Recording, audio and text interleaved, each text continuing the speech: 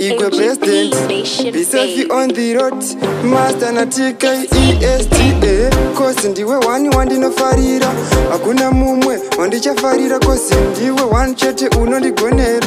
Uya kwandirimbiwa utondimbunira. Pokandida iwe pokandida. Pokandida iwe pokandida. Pokandipawo wako moyo. Ndikakupawo wangu moyo. Pokandida iwe pokandida. Pokandida iwe pokandida.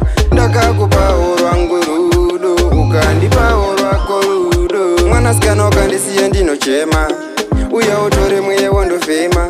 Ukandisiya ndega moyo zvinorema. Unenge mweya wandofema. Mwanasikana urichiedza. Ndiwe unondivaraidza. Kunyangwe pazvinorwadza. Unondinyaradza nawana nemi. Kosi ndiwe wandinofarira. Chero ukadi ndinokufonera. Uya padhuze ugondisembera. Mudiwa wangu ndiwe uchindiemera.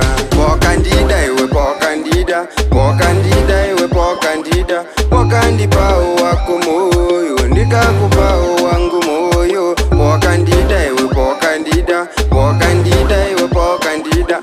Ndakakupawo rwangu rudo. Ukandipawo rwako rudo. Baby ndiwe wani ina miliani.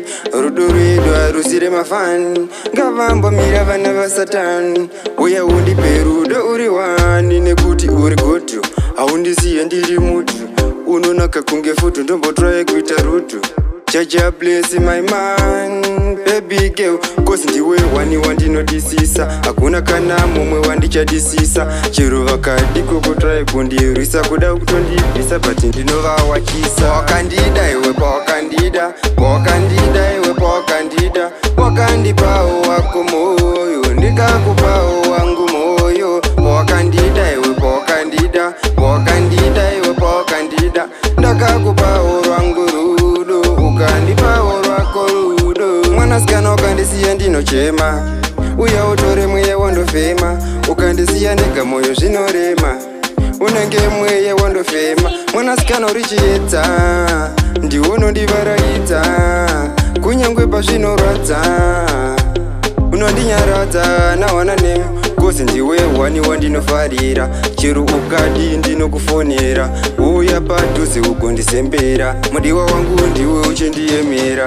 Pokandida iwe pokandida. Pokandida iwe pokandida. Pokandipawo wako moyo. Ndikakupawo wangu moyo. Pokandida iwe pokandida. Pokandida iwe pokandida. Ndakakupawo rwangu rudo. Ukandipawo rwako rudo. Pokandida iwe pokandida. Pokandida iwe pokandida. Pokandipawo wako moyo. Ndikakupawo wangu moyo. Pokandida iwe pokandida.